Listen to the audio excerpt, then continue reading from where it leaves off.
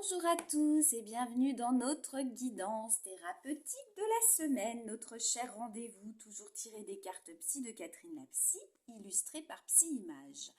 Donc aujourd'hui, comme d'habitude, nous avons deux thérapies qui vont vous être proposées. Vous avez juste à choisir entre le cadre vert ou le cadre blanc afin de découvrir votre thérapie de la semaine. Je vous dis à tout de suite, groupe 1. Bonjour, groupe 1. Alors, vous êtes tombé sur la thématique du contrôle. Alors, le contrôle qui concerne beaucoup de gens, hein, c'est un mécanisme dont on agrémente notre vie dès qu'on ressent de l'insécurité. Et malheureusement, ça concerne vraiment une grande majorité d'entre nous. On a souvent ce problème d'insécurité.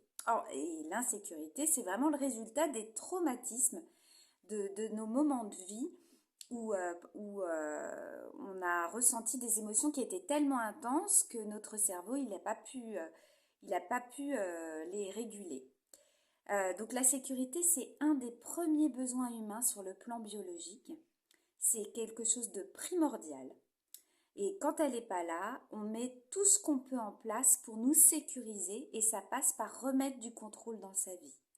Donc c'est pour cette raison que le lâcher-prise, c'est pas toujours possible, ni même souhaitable, selon les situations de notre vie. Donc cette maîtrise, elle peut aussi bien toucher les choses ou l'organisation que l'autre et la relation ou soi-même. Ça devient alors vraiment vite compliqué.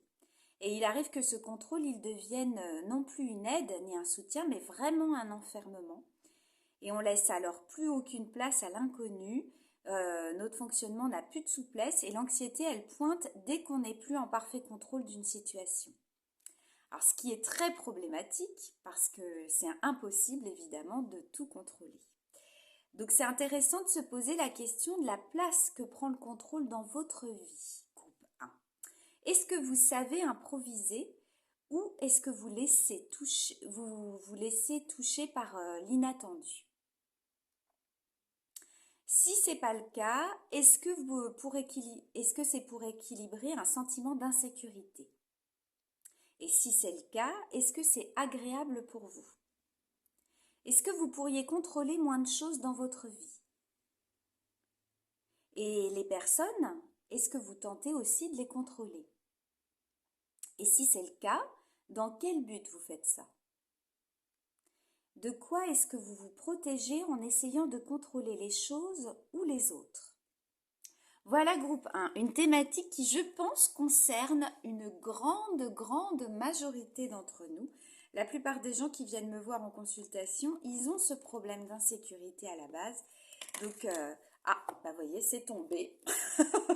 Je la remets quand même, hein, une petite dernière. Sur ces bonnes paroles, je vous souhaite une très bonne thérapie et je vous dis à la semaine prochaine. Au revoir. Bonjour groupe 2, alors vous êtes tombé sur la ressource. La ressource, alors la ressource c'est tout ce qu'on va chercher pour être mieux.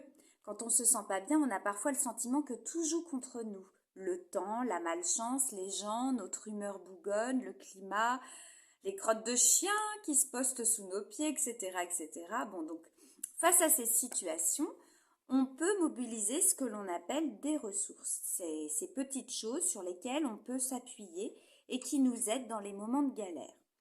C'est ces petites choses qui nous permettent aussi d'avoir une vie agréable. Alors les ressources, elles sont de différents types. Elles peuvent être externes. Dans ces cas-là, c'est les amis, les endroits qu'on aime, les petits objets qui nous font du bien, qui nous rassurent ou qui nous apaisent. Elles peuvent aussi être internes et dans ces cas-là, c'est nos qualités. Et on en a tous des qualités. C'est nos forces, c'est nos capacités. Et en fait, les ressources, elles se sont construites avec le temps et il n'est pas possible en fait de ne pas en avoir. Hein. On en a tous. Sinon, on ne pourrait pas exister. Donc, quelques exemples, il y a l'humour, la réflexion, il y a aussi la sublimation, l'imaginaire, la créativité, la communication et savoir aussi demander de l'aide, hein, tout simplement, etc., etc. Donc, groupe 2, est-ce que vous savez identifier vos ressources? Est-ce qu'elles sont surtout internes ou externes pour vous? Est-ce que vous pensez à vous appuyer sur elles lorsque c'est nécessaire? Est-ce que vous pourriez peut-être en faire la liste pour ne pas les oublier et peut-être piocher dedans quand tout va de travers dans votre vie? Voilà, groupe 2. Écoutez, je vous souhaite une très bonne réflexion par rapport à ça. Essayez de voir un petit peu quelles sont les forces et votre pouvoir personnel par rapport à vos galères quotidiennes.